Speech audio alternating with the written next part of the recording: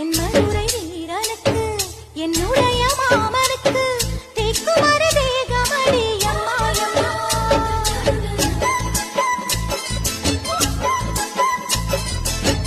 மாமன் பெற்ற பெண்ணுனக்கு மையெழுதும் கண் எதுக்கு என்னை வந்து கொல்லுதடி எம்மாயம்மா.